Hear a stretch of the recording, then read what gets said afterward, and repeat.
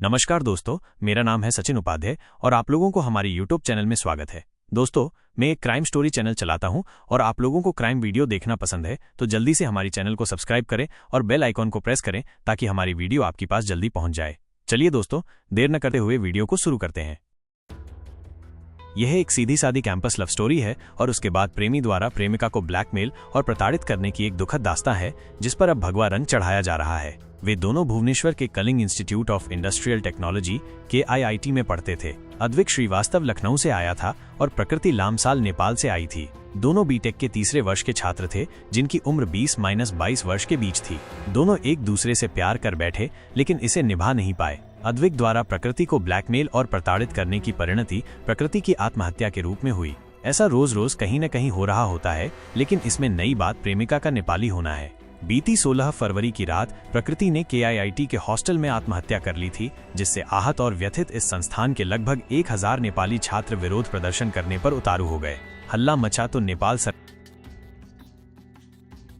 ने भी संज्ञान लिया। KIIT प्रशासन ने मामले को गंभीरता से न लेकर टरकाऊ रवैया अपनाया था। उसने नेपाली छात्रों से कहा, चले जाओ नेपाल, और उन्हें गाड़ियों में ठूंसकर 30 किलोमीटर दूर कटक रेलवे स्टेशन भेज दिया। इन छात्रों में से अधिकतर के पास टिकट तो दूर की बात है, खाने पीने तक के लिए पैसे नहीं थे। KIIT प्रशासन ने आनन फानन में हॉस्टल खाली कराने का भी फरमान जारी कर दिया, जबकि 28 फरवरी से परीक्षाएं होनी थीं। नतीजतन छात्रों का गुस्सा और भड़क गया। इसी बीच एक वीडियो वायरल हुआ जिसमें KIIT की 2 अधिकारी नेपाली छात्रों से अभद्र और अपमानजनक तरीके से ये कहती नजर आ रही हैं कि हम 40,000 बच्चों को मुफ्त में पढ़ाते खिलाते हैं, इतना तो तुम्हारे देश का बजट भी नहीं होता। एक और वायरल हुए वीडियो में अद्विक प्रकृति से गाली गलौज कर रहा है। बात नेपाल सरकार के बजट तक जा पहुंची तो वहां के प्रधानमंत्री KP शर्मा ओली ने भारत सरकार से नेपाली छात्रों की सुरक्षा की मांग की और मामले में दखल देने की अपील की। अब बात प्रकृति की आत्महत्या की न रहकर नेपाली अस्मिता और राजनयिक संबंधों की भी हो गई थी, जिसके तहत नेपाल की संसद में भी मामला गूंजा और ओडिशा विधानसभा में भी उठा। हालांकि दबाव और हल्ला बढ़ता देख KIIT प्रशासन ने नेपाली छात्रों से न केवल माफी मांग ली बल्कि दोषी स्टाफ को सस्पेंड भी कर दिया। इस मामले पर ओडिशा विधानसभा में बीजेड लगभग तटस्थ भूमिका में रही, लेकिन कांग्रेस ने भाजपा सरकार को घेरने का मौका नहीं गंवाया। पर बिसात तब भगवा हो उठी जब एक भाजपा विधायक बाबू सिंह ने KIIT और KISS के संस्थापक डॉक्टर अच्युत सामंत की गिरफ्तारी की मांग कर डाली तो समझने वालों को समझ आ गया कि असल खेल तो अब शुरू हुआ है, जिसके तहत भगवा फंदा डॉक्टर सामंत के गले में डाले जाने की तैयारियां शुरू हो गई हैं। अच्युत सामंत एक लोकप्रिय और काबिल प्रतिभावान शिक्षाविद हैं जिन्हें देश दुनिया से लगभग 64 मानद डॉक्टरेट मिल चुकी हैं। उन्होंने गरीबी और अभावों से लंबी लड़ाई जीतकर जो हासिल किया है वो उपलब्धियों के रूप में सामने है। KIIT और KISS में 40,000 आदिवासी छात्रों को रहने, खाने और शिक्षा की निःशुल्क व्यवस्था किसी सबूत की मोहताज नहीं है। उनकी छवि ओडिशा के आदिवासियों में मसीहा की है। लेकिन विवादों से भी अच्युत सामंत का गहरा नाता है।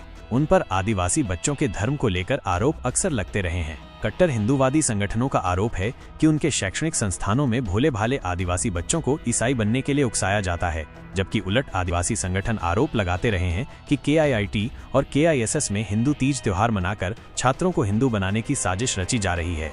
सच कुछ भी हो, लेकिन इतना जरूर साबित हो गया कि गरीब आदिवासी बच्चों की निःशुल्क पढ़ाई से दोनों धर्मों के ठेकेदार परेशान हैं, क्योंकि शिक्षा उन्हें जागरूक तो बनाती है और ये गुनाह चूंकि डॉक्टर सामंत कर रहे हैं इसलिए उन्हें सबक मिलना चाहिए। लेकिन ये आसान काम नहीं था, क्योंकि उनकी हस्ती और मसीही छवि इसमें बड़ा रोड़ा थी। प्रकृति लामसाल की आत्महत्या के बाद कैसे सबक सिखाने का मकसद भगवा गैंग पूरा करने जा रहा है, इसे समझने से पहले अच्युत सामंत की राजनीतिक महत्वाकांक्षा को समझना जरूरी है। एक वक्त में उन्हें राजनीति से कोई सरोकार नहीं था, लेकिन जब आरोपों का पानी सिर से गुजरने लगा तो वे राजनीति में आ ही गए। साल 2017 में जब रक्षा मंत्री राजनाथ सिंह ने KISS जाकर 20,000 बच्चों को संबोधित किया था, तब यह मान लिया गया था कि अच्युत सामंत ने भाजपा में जाने का मन बना लिया है और इससे भाजपा को भारी फायदा होगा, क्योंकि आदिवासी उसी पार्टी को वोट देंगे जिसके लिए उनका यह मसीहा कहेगा। इससे मुख्यमंत्री नवीन पटनायक चौंकन्ने हो गए और जैसे तैसे उन्हें बीजेड में ले आए और बतौर इनाम 2018 में राज्यसभा भी भेज दिया। लेकिन अभी भी सामंत का मन डावाडोल था, क्योंकि RSS की पकड़ आदिवासी इलाकों में मजबूत होती जा रही थी।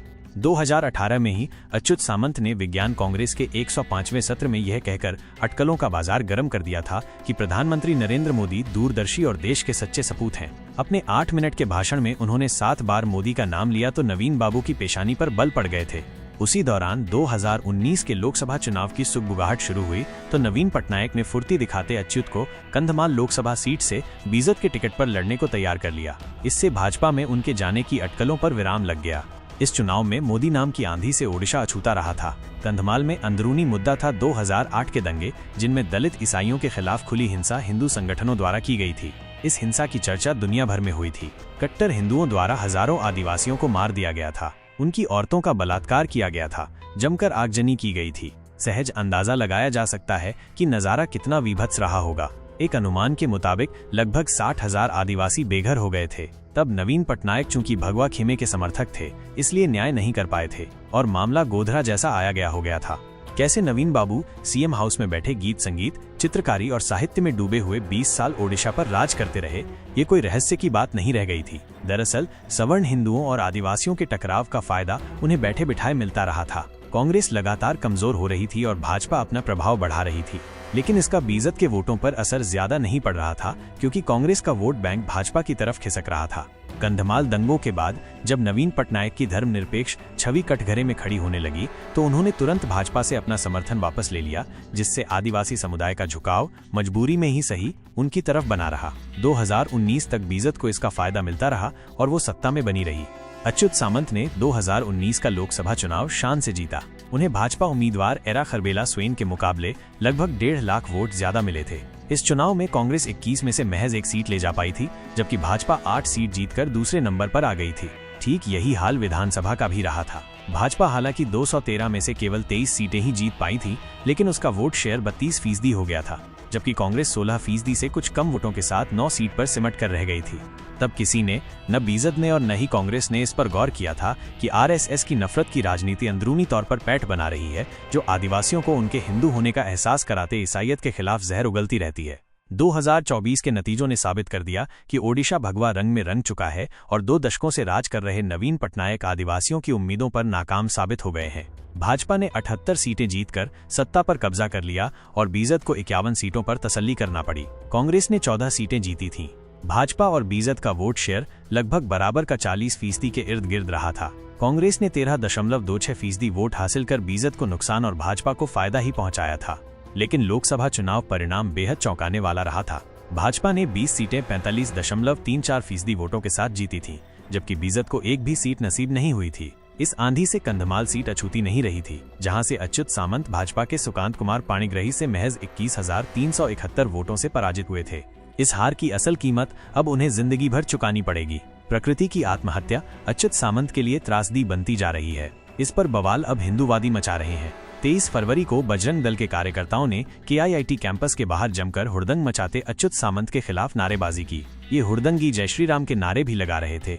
ये सब बेवजह नहीं है, खास तौर से उस सूरत में जब अद्विक श्रीवास्तव गिरफ्तार किया जा चुका है और दूसरे आरोपी भी जेल में हैं। KIIT का माहौल सामान्य हो चला है, लेकिन हिंदूवादी चाहते हैं कि बवाल मचे, जिससे अच्युत सामंत पर दबाव बनाया जा सके।